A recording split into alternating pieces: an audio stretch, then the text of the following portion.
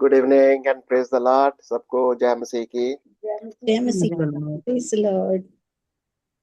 यर्मिया यर्मिया की किताब पुराने नियम के अंदर जब यहूदा और इवन इज़राइल गुलामी में जाने वाला था, यर्मिया बार बार उनको चिता रहा था कि परमेश्वर की आज्ञा का पालन करो। अगर तुम पश्चाताप नहीं करोगे, अगर राजा लोग पश्चाताप नहीं करोगे तो यकीनन तुमको गुलामी में जाना पड़ेगा। और अगर तुम नहीं जाओगे, आज्ञा का पालन नहीं करोगे, तो तुम्हारे अंदर तलवार चलेगी, मरी आएगी, अकाल पड़ेगा, भुखमरी पड़ेगी, मारे जाओगे, इंक्लूडिंग उनका जो राजा है, प्रजा है, सब लोग। ये संदेश जब वो दे रहा था तो यिर्मयाह के संदेश को वहां के कुछ ऐसे लोग थे जो रीति रिवाजों पर चल रहे थे। कौन लोग? राजा के बहुत सारे कोई सलाहकार हैं, याजक हैं, भविष्यद्वक्ता भी हैं, पर लेकिन ये यिर्मयाह बोलता सब झूठे हैं। ये झूठे हैं, राजा को बहका रहे हैं, लोगों को बहका रहे हैं, ये परमेश्वर के वचन को नहीं सुनते। और ये बहुत सारी बातें हमने देखी। और फिर हमने 34वें अध्याय में क्या देखा था कि जब यिर्मयाह ने बहुत उनको चिताया, तब उन्होंने सोचा चलो आज्ञा का पालन कर ही लेते हैं। क्या? प्रभु ने कहा था कि 7वें वर्ष यानी 6 साल के बाद अपने गुलाम को आजाद कर दो कि 7वें वर्ष वो फ्री हो जाए। इन्होंने कहा वो चलो आज्ञा का पालन कर लेते हैं। कैसे? हाँ, चलो प्रचार करो कि जितने गुलाम हैं उनको छोड़ दिया जाए, जितने हिब्रू गुलाम हैं उन्हें छोड़ दिया जाए। प्रार्थना भी की, वाचा भी बांधी, यहां तक उन्होंने दुआएं भी करी, प्रभु के सामने दुआएं करी कि इनको हम छोड़ देंगे। प्रभु भी शायद बड़ा खुश हुआ होगा। हुआ, कहा भी उसने मैं बड़ा खुश हुआ। पर लेकिन हुआ क्या? प्रभु कहता तुमने वाचा भी बांधी, उन्हें छोड़ा भी, और थोड़ी देर बाद में उनको वापस भी ले लिया, फिर गुलाम बना लिया। क्या मतलब? तुमने ये एक प्रथा की तरह किया, रीति रिवाज, ये तुम्हारे सिस्टम के अंदर आ चुका है। तुम लोग परमेश्वर की आज्ञाओं को एक रीतियों की तरह, जस्ट दिखावे की बात, ये बातें जब वो कर रहा था तो प्रभु ने उनको, आज देखेंगे 35वां अध्याय, उसने कहा एक और लोग के मैंने देखा तुम्हारे बीच में है, वो है रिकाबी लोग। कहता असल में ये यहूदी लोग नहीं थे, ये यहूदी नहीं थे। दरअसल में ये कोई मूसा का, मैंने जो स्टडी करी इसकी, तो ये मूसा का साला या उसके वाइफ का भाई है। देखेंगे, मैं आपको बात दिखाएंगे कौन लोग थे ये। असल में यहूदी तो नहीं थे, इब्रानी नहीं थे। एक क्या बोलते हैं इसको, खामा क्या बोलते हैं उसको, को अब खाबा बदोश क्या बोलते हैं उसको, जो खाना ट्राइब, बदोश। खादा है, खाना बदोश। खाना खाना बदोश। बदोश, खाना बदोश, उस टाइप के लोग थे, यानी ट्राइबल टाइप के। ट्राइब। तो अब यहाँ पर आज देखेंगे 35वां अध्याय, प्रभु ऐसे लोगों के बारे में भी कहता है जो अपने बुजुर्गों की सिर्फ उनके मुंह से बातें निकलती हैं, खाना बदोश, जो कि उनका कोई ऐसा वो नहीं है, कल्चर नहीं है, उनको कोई बहुत, हाँ, कुछ नहीं है। बस क्योंकि उनके पूर्वजों ने कुछ कहा, उनके कहने पर ही वो लोग उनकी आज्ञा का पालन करते हैं। अब परमेश्वर ने यही बात, देखिए आइए पढ़ते हैं यिर्मयाह और उसका 35वां अध्याय। कौन पढ़ रहा है? जी मैं पढ़ रही। मैं पढ़ रही। हाँ, यहोशिया के पुत्र यहूदा के राजा यहोयाकीम के राज्य में यहोवा की ओर से यह वचन यिर्मयाह के पास पहुंचा। हम्म, रकाबियों के घर के पास जाकर उनसे बातें कर और उन्हें यहोवा के भवन की एक कोठरी में ले जाकर दाख मधु पिला। क्या बोला उसने? परमेश्वर के समझाने का तरीका क्या है? बोला रे- एक घराना है रिकाबियों का। ठीक है। ये रिकाबियों का घराना क्या है? बहुत पुरानी एक, अगर आप इसको देखेंगे न्यायियों की किताब उसका चौथा अध्याय और 11वीं आयत में देखेंगे, ये मूसा के वंश का, पढ़ो जरा, कोई मिल जाता है किसी को तो। कौन है ये लोग रिकाबी लोग कौन थे? न्यायी 4 और उसका 11वां अध्याय।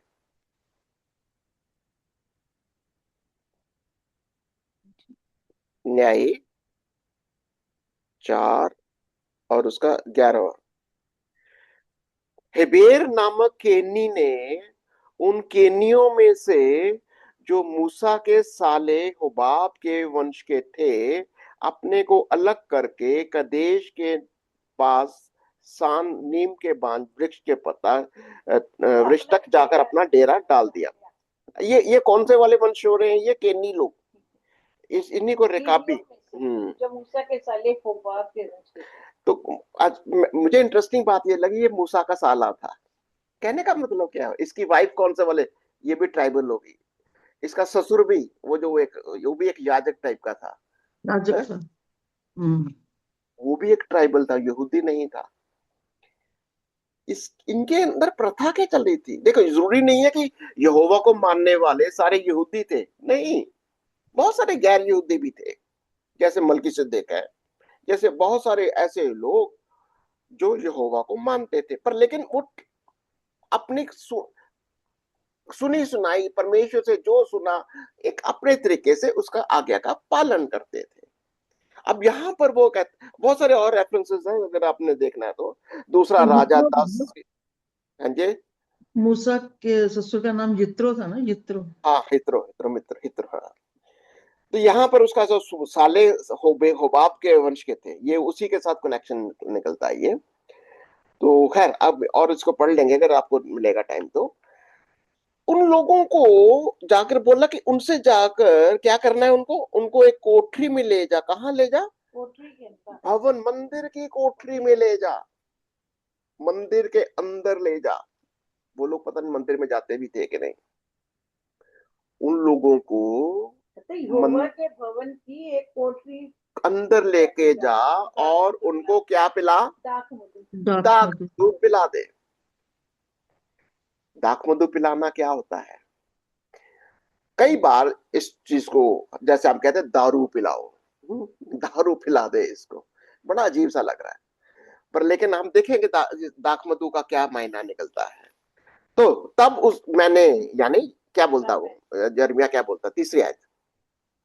तब मैंने यजन्याह को, जो हबसिन्याह का पोता और यिर्मयाह का पुत्र था, और उसके भाइयों और सब पुत्रों को, नदान रबेकियों के सारे घराने को साथ लिया, और मैं उनको परमेश्वर के भवन में यिग्दलाह के पुत्र हनान, जो परमेश्वर का एक जन था, उसकी कोठड़ी में ले आया, जो हाकिमों की उस कोठड़ी के पास थी, और शलूम के पुत्र डेवड़ी की रखवाली मसीहा की कोठरी के ऊपर थी। तब मैंने रिबकियों के घराने को दाख मधु से भरे हुए हांडे और कटोरे देकर कहा, दाख मधु पियो। तो उसने क्या किया? ये वाले जो रेकाबी हाँ। लोग थे उन सबको बुलाया और मैंने उनको भवन में ले गया। कहाँ ले गया? एक बिल्कुल जो ऑफिशियल उनके कमरे हैं, ऑफिस है, जो भी उनके, जो वहां पर ले जाकर उन सबको बिठाया और बिठाकर उनके सामने एक दाखरस का कटोरा या जो भी बर्तन में रखा हुआ है उनको दे दिया और कहा, भाई लो इसे पियो। क्या उन्होंने क्या जवाब दिया? छठी आयत। नहीं उन्होंने पियो। कहा, हम दाख मधु ना पिएंगे, क्योंकि हाँ। रेकाब के पुत्र योनादाब ने, जो हमारा पुरखा था, हमको ये आज्ञा दी थी कि तुम कभी दाख मधु ना पीना, ना तुम ना तुम्हारे पुत्र, ना घर और बनाना, ना बीज ना बोना। तुम ना ठीक है, ठीक है। सातवीं आयत में क्या बोलता है? ना घर बनाना, ना बीज बोना, पढ़ते जाओ। ना दाख की बारी लगाना और ना उनके अधिकारी होना, परंतु जीवन भर तंबुओं ही में रहना, जिससे जिस देश में तुम परदेशी हो उसमें बहुत दिन तक जीते रहो। क्या क्या आज्ञाएं थी उनके पूर्वजों ने दी थी? तो कभी दाख मधु ना पीना। ठीक है, दो बहुत सारी आज्ञाएं थी। तुम कभी दाख मधु ना पीना, ना तुम ना तुम्हारे पुत्र, और ना तुम्हारी स्त्रियां, कोई भी नहीं। ना तुम घर, देखो ये सिर्फ दाख मधु नहीं पीना तो एक बात हो गई, घर भी नहीं बनाने तुमने, हाँ, घर नहीं बना, ना बीज बोना। खेती बाड़ी भी नहीं करनी क्या? देखो, ना तुम दाख की बारी लगाना, जाने ये खेती भी नहीं करनी, और ना तुमने उनके अधिकारी होना, जमीन खरीदनी भी नहीं है, परंतु जीवन भर तंबुओं में ही रहना है। जिस देश में तुम परदेशी हो उसी में तुम बहुत तक जीवन। क्या? अच्छा ये बताइए कि ये सिर्फ एक उनके पूर्वजों की एक आज्ञा थी, ये आज्ञा थी। दाख मधु एक चीज हो गई, और बाकी की चीजें भी, जैसे आज हमको कहते हैं कि तुमको कुछ नहीं, कोई संसारिक चीज नहीं रखनी, कोई घर नहीं बनाना, कोई खेती बाड़ी नहीं करनी। बिल्कुल ऐसी बातें, कैसी ट्राइब है ये? ब्रदर जी, जैसे वहां पे भी परमेश्वर ने बोला हुआ है ना नए नियम में कि तुम ना तो मतलब कि कोई अपने साथ कपड़ा रखना, ना जूता रखना। झोला मत्ती की लेना। पुस्तक में भी ऐसे बोला है ना कि अपने साथ मतलब कुछ भी ऐसा नहीं रखना। और मिस्र में भी उनको बोला था कि जो मन्ना बरसाया था कि आज के दिन का बटोरना, कल का मत ध्यान करना। वो परमेश्वर पर फुल डिपेंडेंस, यही बात हो रही है कि हम्म। प्रभु ने जब पहले चेलों, वो जो बात कर रहे हो, पहली बार जब चेलों को भेजा था, 70 चेलों को भेजा था, वो तब की आप बात कर रहे हो, तो उन्होंने कहा चिंता मत करना, ना तो दो जोड़े कपड़े लेना, ना लाठे लेना, ना पैसा लेना, कोई बात नहीं। वो तो खैर जब ये सारे आए तो उन्होंने, प्रभु ने, चेलों ने बड़ी खुशी से कहा, देखा प्रभु, हमारे हाथ, हमारे से तो दुष्ट आत्माएं भी डरती हैं, ये वो बहुत खुश आनंदित हुए। पर प्रभु ने कहा, अब मैं तुमसे कहता हूं, अब थैली भी ले लेना, बटुआ भी ले लेना, लाठी भी ले लेना। यानी अब परमेश्वर के राज्य की संतान पूरी ताकत के साथ करो, थैली के साथ भी कर लेना और सारी सामर्थ्य के साथ करना। खैर वो एक अलग टॉपिक हो जाता है। इन लोगों को इन लोगों को बोला कि, उनके पूर्वजों ने बताया कि तुमको ये सब करने की जरूरत नहीं है, तुमको बस प्रभु के ऊपर डिपेंड करो। कितना डिपेंडेंस है उनकी, और वो लोग अभी तक करते आ रहे थे, अभी तक करते आ रहे थे। और ये जब बात हो रही थी तो 8वीं आयत को पढ़ लेते हैं। इसीलिए हम रेकाब के पुत्र अपने पुरखा योनादाब की बात मानकर उसकी सारी आज्ञाओं के अनुसार चलते हैं। ना हम और ना हमारी स्त्रियां व पुत्र पुत्रियां कभी कभी दाख मधु पीती हैं। पीते हैं। ठीक है, अब उन्होंने क्या कहा कि हमारा ये हमारा वंश जो है, ये रेकाबी जो हमारा वंश है, हमारे पुरखाओं ने ये हमें आज्ञा दी थी। कितनी बड़ी बात है। अब अब ये माँ बाप नहीं है, हमारे पूर्वजों ने हमें आज्ञा दी थी कि ये सब काम नहीं करना। इसीलिए ना तो हमारी स्त्रियां ना पुत्रियां, कोई नहीं दाख मधु नहीं पीते, और ना हम, 9वीं आयत, ना हम घर बनाते हैं क्या? ना हम घर बनाकर उनमें रहते हैं। हम न दाख की बारी, न खेत और न बीज रखते हैं। हाँ, और हाँ, 10वीं आयत, हम तंबुओं ही में रहा करते हैं और अपने पुरख योनादाब की बात मानकर उसकी सारी आज्ञाओं के अनुसार काम करते हैं। क्या बात है। परंतु उन्हीं के जब जब बाबिलोन वाला आया था तो उन्होंने क्या बोला 11वीं आयत में, जब परंतु जब बाबुल के राजा नबूकदनेस्सर ने इस देश पर चढ़ाई की, तब हमने कहा, चलो कसदियों और अरामियों के दलों के डर के मारे यरूशलेम में जाएं। इस कारण हम अब यरूशलेम में रहते हैं। तो अभी क्या बोला, अभी यहाँ पर ये लोग क्या थे, एक किस्म के परदेसी टाइप के लोग, चलते फिरते। अब वो लोग कहे यहाँ उनको डर लग गया बाबिलोनियों का, बाबुल के लोग आ गए, वो उनको गुलाम बना कर लेके जा रहे थे, ये डरते डरते यरूशलेम में आ गए।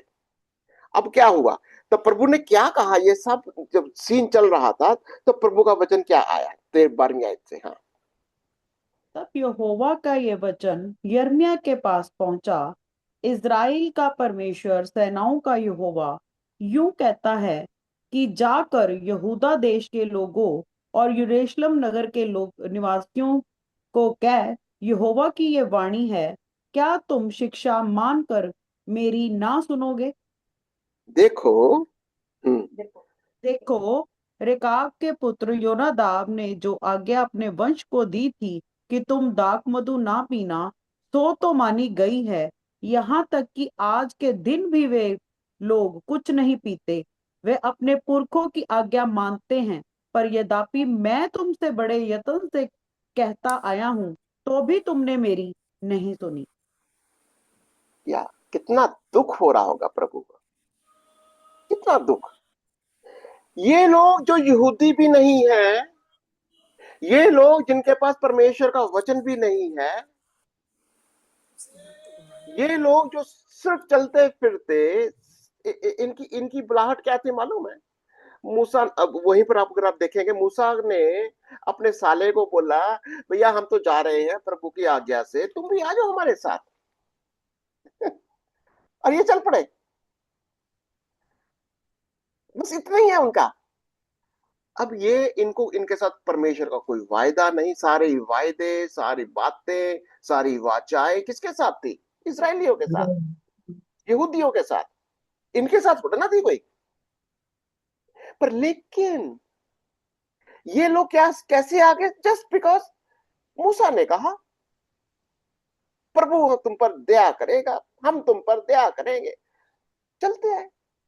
और अगर हम देखेंगे कि बहुत सारी लड़ाइयों में, बड़े सारे क्लेशों में इन्होंने बहुत साथ दिया, और ये लोग आराम से वहां पर रहते थे, बड़े कोने में कहीं ना कहीं रह रहे हैं, वो भी जंगल में, रेगिस्तान में, घर भर नहीं बनाते, ऐसे रह रहे हैं वो लोग, तंबू में रहते हैं। अब प्रभु क्या कह रहा है, अब इन इन लोगों को देखो जरा। 14वीं आयत में कहता है, प्रभु कहता है, रेकाब के पुत्र योनादान ने जो अपने जो आज्ञा अपने वंश को दी थी कि तुम दाख मधु ना पीना, ना तो क्या बोल रहा है, दाख मधु ना वह तो पीना, मानेंगे। हाँ, यहाँ तक कि आज के दिन तक भी वे लोग कुछ नहीं करते। आज के दिन तक इन्होंने आज्ञा का पालन किया, आज के दिन तक। पर प्रभु का दुख किस बात का है? वो तो अपने पूर्वजों की बात की आज्ञा का पालन करते हैं, तो तुम्हारी क्या प्रॉब्लम है?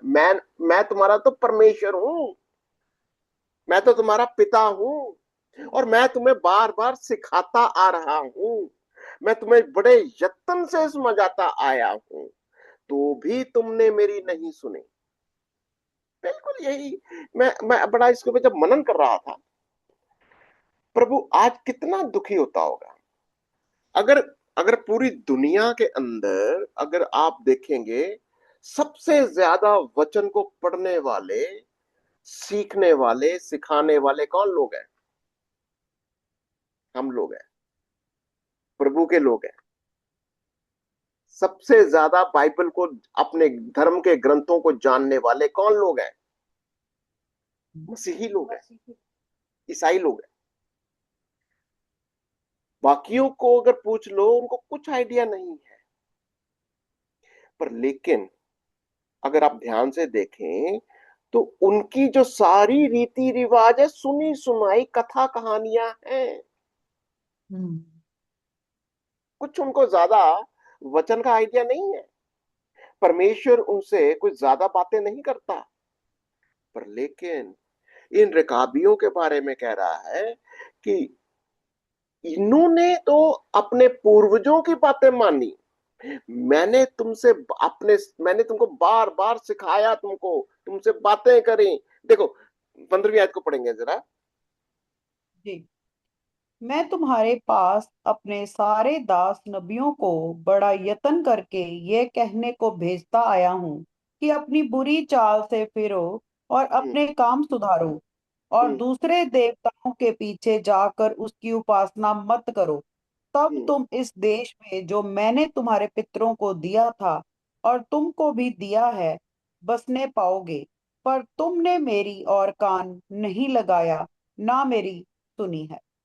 ये ये प्रभु का कहेंगे दुख है कि प्रभु कहता है मैंने तुमसे बातें करी, मैंने अपने भविष्य वक्ताओं को भेजा, नबियों को भेजा, पर लेकिन तुमने मेरी ओर कान नहीं लगाया, बल्कि उल्टा क्या किया, दूसरे देवताओं के पीछे जाकर उनकी उपासना करे। ठीक है। देखो अब क्या कह रहा है वो, देखो 16वीं आयत। देखो, रेकाब के पुत्र योनादाब के वंश ने तो अपने पुरखों की आज्ञा को मान लिया, पर तुमने मेरी नहीं सुनी।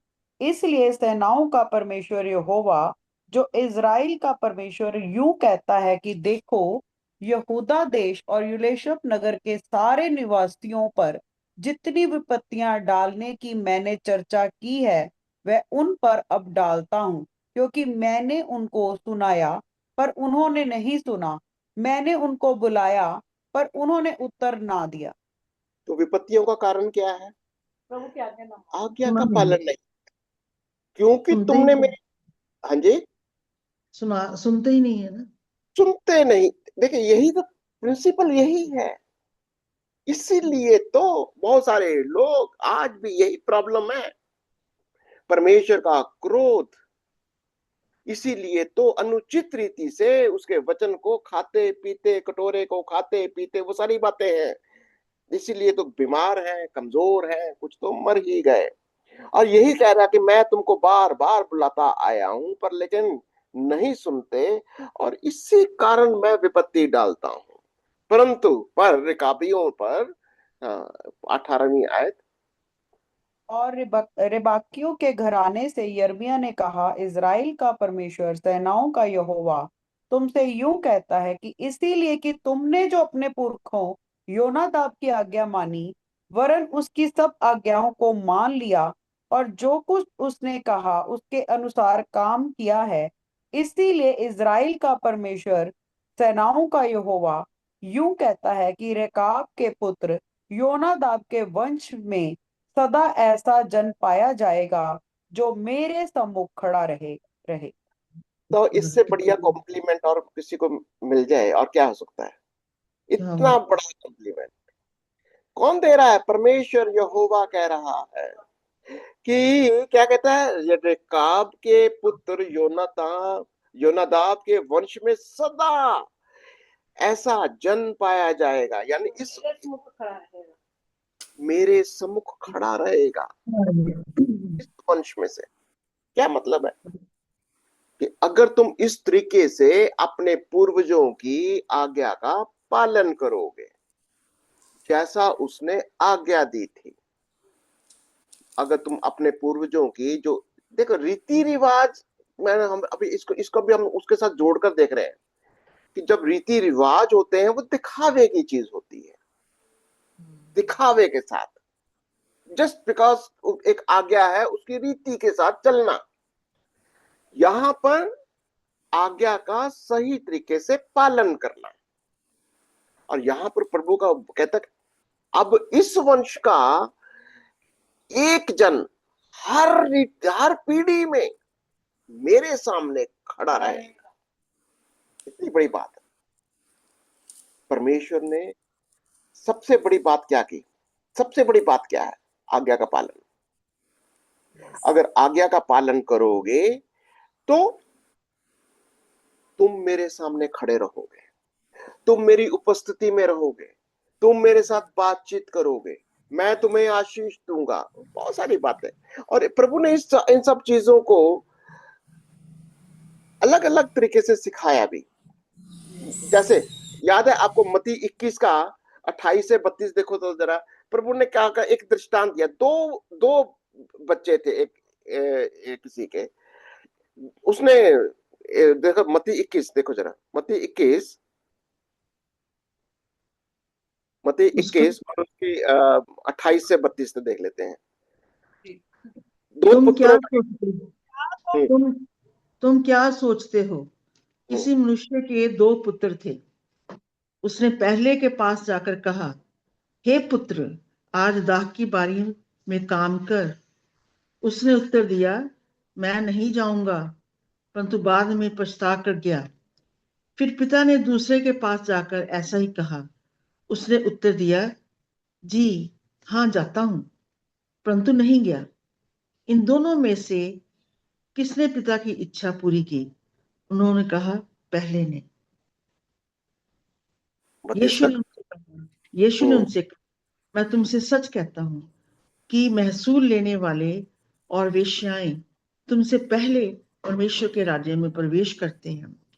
क्योंकि यूहन्ना धर्म का मार्ग दर्शाते हुए तुम्हारे पास आया और तुमने उसका विश्वास ना किया, पर महसूल लेने वालों और वेश्याओं ने उसका विश्वास किया, और तुम ये देखकर बाद में भी ना पछताए कि उसका विश्वास कर लेते।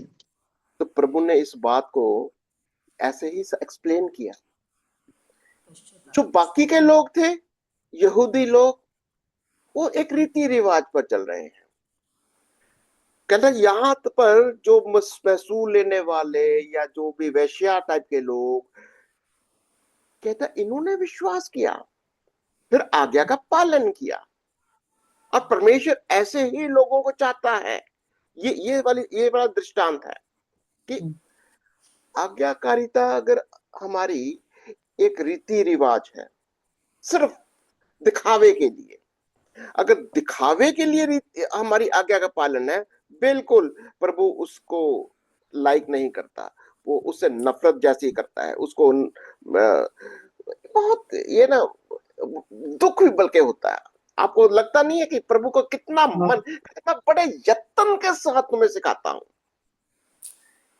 बड़े यत्न के साथ मैं तुम्हारे पास अपने वचन को भेजता हूं, पर तुम इधर से सुनते हो, इधर से निकल जाता है। इन लोगों को देखो, इनके पूर्वजों ने कुछ कहा, इन्होंने सुन लिया, और वही बात आज पीढ़ी दर पीढ़ी ये करते जा रहे हैं। और प्रभु किस चीज को बिल्कुल पिन पॉइंट करके कह रहा है कि आज्ञाकारिता में ही परमेश्वर की अगर सेवकाई है, अगर हम आज्ञाकारी में नहीं बनते, उस आज्ञाकारिता में जब परमेश्वर की आज्ञा का पालन करेंगे पूरे मन के साथ, दिखावे के साथ नहीं, ये ये वाला बात है। एक और इसमें रेफरेंस देख लेते हैं। एग्जाम्पल एक और अच्छा सा आ रहा था, जैसे आपने स्टार्टिंग में उत्पत्ति में ही 4 का 7 में भी वो दो भाइयों का वो ऐसे माइंड में आ रहा है कि हम्म, एक की भेंट ले ली गई और दूसरे की नहीं, तो वो कुड़कुड़ाया। तो प्रभु ने हम्म, उसे यही सिखाया कि यदि तू भला करे तो तेरी भेंट ग्रहण ना की जाएगी। हम्म, मीन्स परमेश्वर के सम्मुख कैसे आना है, वो एकदम से आ ये रही है आयत ऐसे, इसी ये दृष्टांत से। Interesting, yes. अब ये बातें प्रभु ने बार बार सिखाई अलग अलग। जैसे लूका 16 के अंदर एक भंडारी की बात हो रही थी। अगर आपने पढ़ना है तो 8 आय तक पढ़ दो। आठ, पहली से 8। हाँ। फिर उसने चेलों से भी कहा, किसी धनवान का एक भंडारी था, और लोगों ने उसके सामने उस पर यह दोष लगाया कि ये तेरी सब संपत्ति उड़ा ले देता है। सो उसने उसे बुलाकर कहा, ये क्या है जो मैं तेरे विषय में सुन रहा हूँ? अपने भंडारीपन का लेखा दे, क्योंकि तू आगे का भंडारी नहीं रह सकता। तब भंडारी सोचने लगा कि अब मैं क्या करूंगा, क्योंकि मेरा स्वामी अब भंडारी का काम मुझसे छीन ले रहा है। मिट्टी तो मुझसे खोदी नहीं जाती, तो भीख मांगने से मुझे लज्जा आती है। मैं समझ गया कि क्या करूंगा। ताकि जब मैं भंडारी के काम से छुड़ाया जाऊं तो लोग मुझे अपने घरों में दे लें और उसे अपने स्वामी के देनदारों में से एक को बुलाकर पहले से पूछे कि तुझ पर मेरे स्वामी का क्या आता है। उसने कहा, 100 मन थे। तब उसने उससे कहा कि अपना खाता बही ले और बैठकर तुरंत 50 लिख दे। फिर दूसरे से पूछा, तुझ पर क्या आता है? उसने कहा, 9 मन गेहूं। तब उसने उससे कहा, अपना खाता बही लेकर 80 लिख दे। स्वामी ने उस अधर्मी भंडारी को सराहा कि उसने चतुराई से काम किया, क्योंकि संसार के लोग अपने समय के लोगों के साथ रीति व्यवहारों में ज्योति के लोगों से अधिक चतुर हैं। ये पॉइंट मैं कहना चाह रहा था। प्रभु ने इस बात की तारीफ की, हालांकि जो भी प्रॉब्लम है, पर लेकिन प्रभु ने कहा ये संसार के लोग ना अपने रीति रिवाजों में प्रभु के संतान से ज्यादा चतुर है, ज्योति के लोगों से अधिक चतुर। ये हालांकि उस जो किया उसने गलत किया, उसने काट पीट कर लोग अपना हिसाब बराबर करवा दिया लोगों के साथ, तो ठीक है, पर लेकिन चतुराई लगाई उसने। प्रभु क्या कह रहा है ब्रदर जी, इसी वजह से लोग अपने मन को इतना हठीला कर लेते हैं इन रीति रिवाजों से, वो आना ही नहीं चाहते प्रभु की बात को, वो सुनते ही नहीं, इतने ज्यादा पक्के होती है उनकी जड़ें। बिल्कुल यही तो, हाँ, ये जो रीति रिवाज है ना, अगर असल प्रॉब्लम क्या होती है ना कि रीति रिवाज अगर आज्ञाकारिता में नहीं है, रीति रिवाज अगर आज्ञाकारिता में नहीं है, हमारे मन को कठोर कर देता है। जैसे जैसे सोचो जरा, रेगुलरली मैं चर्च जाता हूं, रेगुलरली रीति, पर मन मेरा कुछ फर्क नहीं पड़ रहा। रेगुलरली मैं बाइबल पढ़ता हूं, रोज उठकर बाइबल पढ़ता हूं, दुआ करता हूं, सब कुछ करता हूं, मन के अंदर कुछ नहीं हो रहा। मन वैसा ही है, मेरा स्वभाव वैसे का वैसा है, मन कठोर है, मन कठोर है। मेरा रिश्ता, मेरा आपस का रिश्ता, मेरे भाई बहन का रिश्ता, पति पत्नी का रिश्ता, एक दूसरे के साथ रिश्ता, मेरी सोच वही है, कोई फर्क ही नहीं पड़ा। तो मैं किसके साथ मेरा मैं बंधा हुआ, किस में बंधा हुआ एक देखो, कई बार आपने कभी नोट किया है कि किसी से बोलो ना, आओ दुआ करें, प्रार्थना करें, उनकी प्रार्थना में वही रटी रटाई बातें आएंगी। नोट करके देखना बड़े ध्यान से, अपने आप को मैं भी एक बार चेक करता हूं। मैं मेरे माइंड में जो मैं प्रार्थना करता हूँ, मेरे माइंड में क्या वो वही रटी रटाई बातें आ रही हैं रोज की जो एक बात। इसका क्या मतलब है? मेरी दुआओं में भी एक रीति सी बन गई है,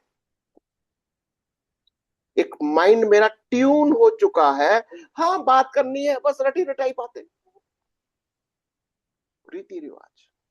इसका मतलब कहीं ना कहीं मैं आज्ञाकारिता में परमेश्वर के वचन को बिल्कुल बारीकी से ना तो सुन रहा हूं, ना मैं आज्ञाकारिता में जानना चाहता हूं। प्रभु ने इस चीज को सिखाया कि तुम अपने इस मंदिर को, इस घर का निर्माण कर रहे हो, रटी रटाई बातें मत करो, बुद्धिमान बनो, बुद्धिमान। आपको याद है, एक और रेफरेंस मैं दूंगा, मत्ती 7 और उसके 24 से 27, मत्ती 7 और उसके 24 से 27, बुद्धिमान और मूर्ख का एक दृष्टांत प्रभु ने दिया।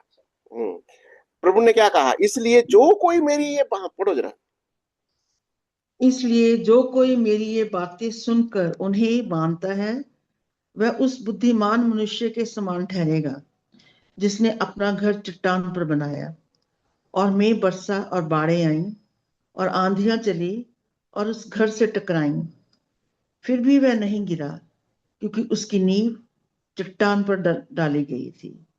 परंतु जो कोई मेरी ये बातें सुनता है और उन पर नहीं चलता, वह उस निर्बुद्धि मनुष्य के समान ठहरेगा जिसने अपना घर बालू पर बनाया। और मेघ बरसा और बाढ़ें आईं और आंधियां चली और उस घर से टकराईं और वह गिरकर सत्यानाश हो गया। जब तो यहाँ यीशु पर हाँ, बस ठीक है, काफी हो गया। हाँ, यहाँ पर प्रभु ने आज्ञाकारिता की बात है ये सारी, कि तुम अपने अपने मंदिर का, अपने जीवन का निर्माण कर, हम सब निर्माण कर रहे हैं अपने विश्वास में, इस विश्वास में, इस मंदिर का, अपने शरीर का, अपने विश्वास में निर्माण हो रहा है। अगर हमारी फाउंडेशन रीति रिवाजों पर है, अगर हमारी फाउंडेशन सुनी सुनाई बातें जो बस ऐसे ही, कोई फाउंडेशन नहीं है, कोई आज्ञाकारिता नहीं है, वो रेत की तरह है, रेत में तुम्हारी फाउंडेशन है, फिर जब संकट आएंगे, तूफान आएंगे, बिल्कुल खत्म, ढह जाएगा तुम्हारा शराब बनाया हुआ।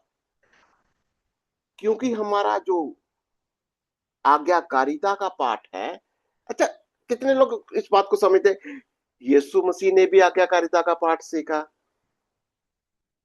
क्यों? यीशु को क्यों आज्ञाकारिता का पाठ सीखना पड़ा? यही तरीका है, यीशु परमेश्वर का पुत्र होते हुए भी वो आज्ञाकारी बना, उसको आज्ञाकारिता का पाठ सीखना पड़ा। क्रूस के ऊपर जब गत्समने बाग में था, तब भी उसने कहा, हे पिता, मेरी नहीं, अगर हो सके ये कटोरा मुझसे हटा, मुझसे हट जाए। मेरी नहीं तेरी इच्छा पूरी हो। आज्ञाकारिता का पाठ सीखना पड़ा जब प्रभु ने उसको नहीं जवाब दिया, जब पिता ने कोई जवाब नहीं दिया, इसका क्या मतलब है? यीशु मसीह को पता चल गया कि अब फिर मेरी नहीं है पिता, तेरी इच्छा पूरी हो। आज्ञाकारिता का पाठ, इसका क्या मतलब है कि हम जब तक इस संसार में हैं, जब तक हम यीशु मसीह में चले नहीं जाते, जब तक पिता के सामने पहुंच नहीं जाते, हमें आज्ञाकारिता का पाठ सीखना ही पड़ेगा।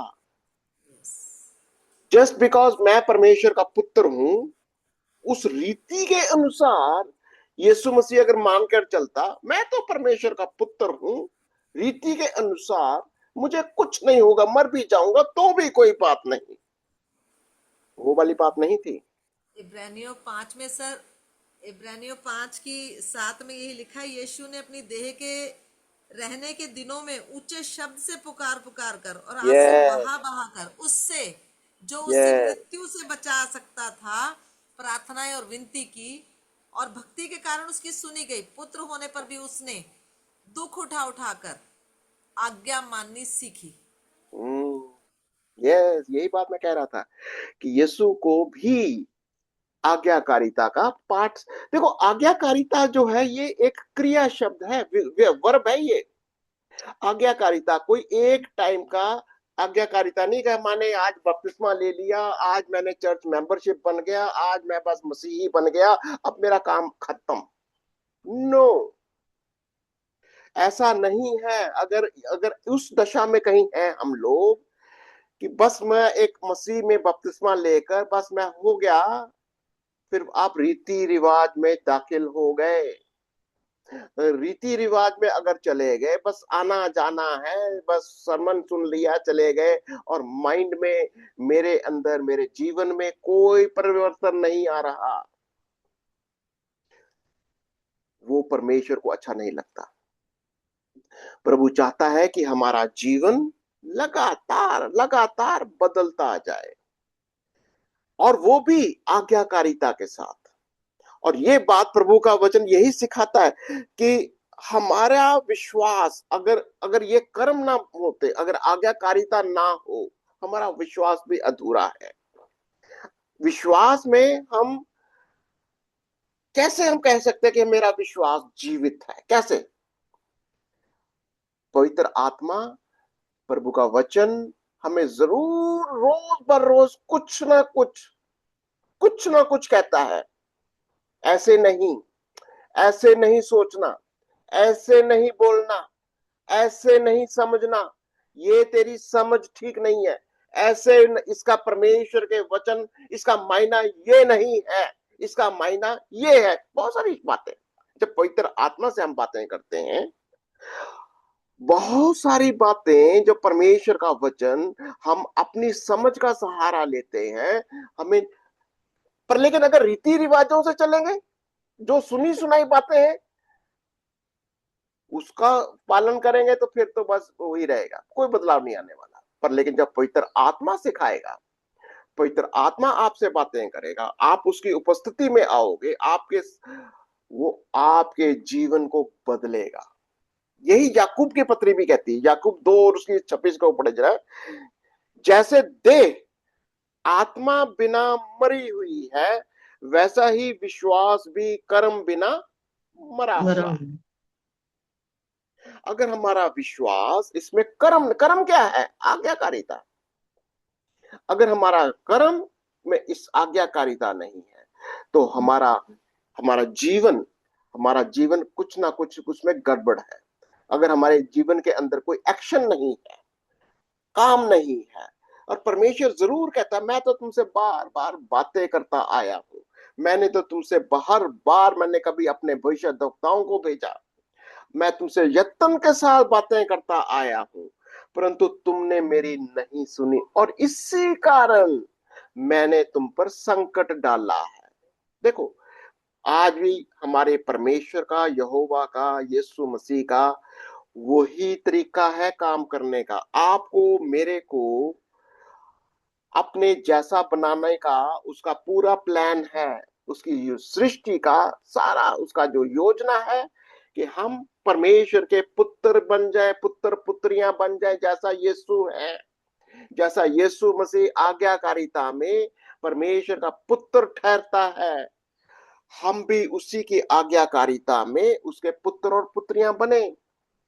और उसके लिए हमको कहीं भी अगर आपके लाइफ में कुछ भी रूटीन सा, जैसे मैंने आपको एग्जांपल दिया ना, कई बार हमारी प्रार्थनाओं में रटी रटाई बातें आती हैं, थोड़ा चेक कर लेना। मुझे नहीं पता कितने लोगों ने चेक किया है इसको। अगर आपकी प्रार्थनाओं में, आपकी बातचीत में, आपके सरमन्स में, अगर आप प्रचारक हो, पास्टर हो, टीचर हो, अगर आपकी टीचिंग में भी कोई रटी रटाई बातें आ रही हैं, प्रभु ने मेरे को ये बात सिखाई, मैं हर, जैसे हीरा चमकाता है ना, एक साइड से पॉलिश करता हूं, मैं दूसरे साइड से पॉलिश करता हूं, वो चमकाता है, वो हमारे को, वो हर एंगल से वो हमारे को सिखाता है, और वो आज्ञाकारिता भी सिखाता है।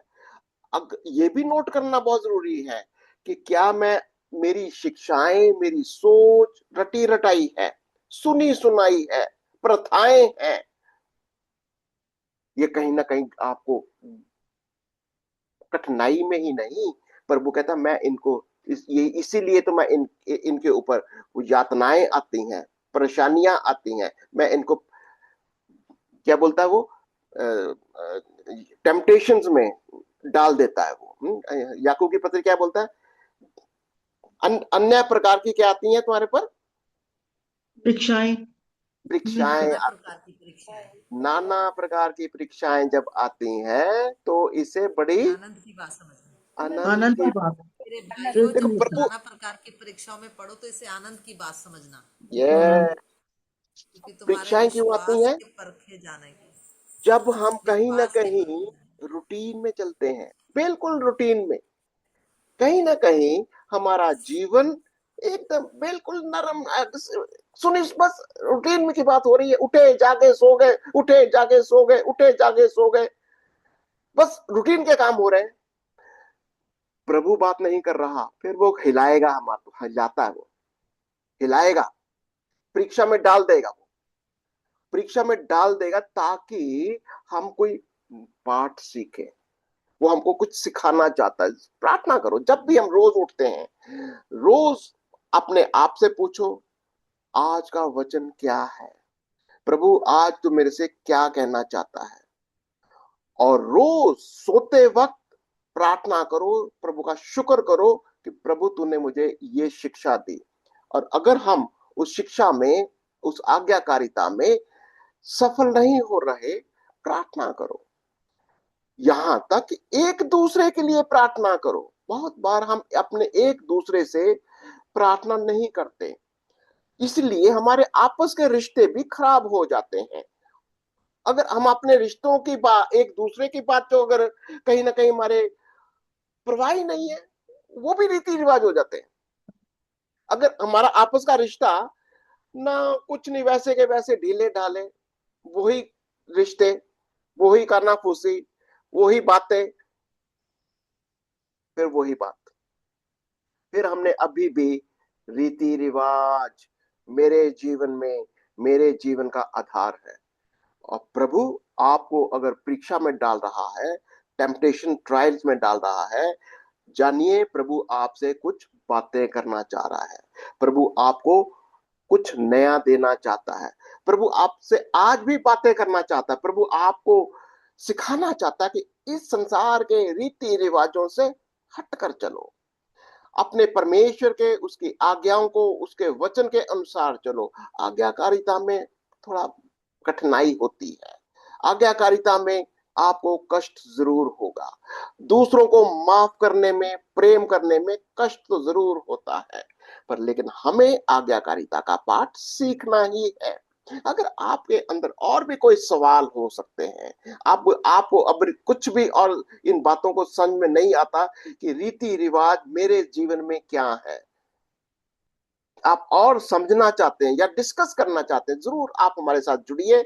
हम आपके लिए प्रार्थना भी करेंगे, हम आपकी बातों को, आपकी गवाहियों को सुनेंगे भी, और आपके लिए प्रार्थनाएं भी करेंगे। में जाएंगे। हालेलुया। महान सामर्थ्य परमेश्वर, हम धन्यवाद करते हैं प्रभु, धन्यवाद करते हैं परमेश्वर, धन्यवाद करते हैं प्रभु। परमेश्वर पिता, आपने हम सभी को परमेश्वर अपने वचन से परमेश्वर सीखने के लिए पिता, समझने के लिए सहायता किया परमेश्वर। धन्यवाद करते हैं महान परमेश्वर। हालेलुया। सामर्थ्य प्रभु, आप अपने दास को परमेश्वर पिता प्रतिदिन हमारे बीच में इस्तेमाल करते परमेश्वर, अपने वचन से सिखाने के लिए प्रभु। धन्यवाद करते परमेश्वर। हालेलुया। सामर्थ्य प्रभु, जो भी हम आपके वचनों से सीख रहे हैं परमेश्वर, उचित समय में परमेश्वर हमें आपके वचन याद आने पाए परमेश्वर। ओ महान सामर्थ्य परमेश्वर, हम धन्यवाद करते परमेश्वर पिता। परमेश्वर पिता, इस जूम के माध्यम से जितने भी पिता आपके दास और दासियां जुड़े हैं परमेश्वर, उन सभी को आपके सामर्थ्य हाथों में सौंपते परमेश्वर। आपके श्रेष्ठ दास और दासी को परमेश्वर पिता आपके सामर्थ्य हाथों में सौंपते परमेश्वर। धन्यवाद करते परमेश्वर, सारा आदर महिमा हम आपको देते पिता। धन्यवाद करते पिता, हम सभी पे पिता आशीष और अनुग्रह करे पिता। यीशु के नाम में हम इस प्रार्थना को मांगते हैं। आमेन आमेन। आमेन एंड आमेन। आमीन। प्रभु आपको बहुत आशीष आमीन और बरकत दे। आमीन। आमीन।